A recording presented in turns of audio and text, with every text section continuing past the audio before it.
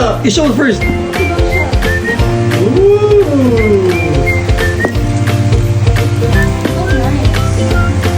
Let's open box number 2.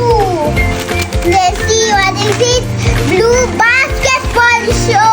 Oh, di ba ulit ka? Yo. Yo. Ayan. Now let's go with box number 3. Nike curtains. Oh, nice. Now this is how they all look like. Yow. Okay. What will you say to daddy and mommy? Thank you, Daddy. Thank you, Mommy.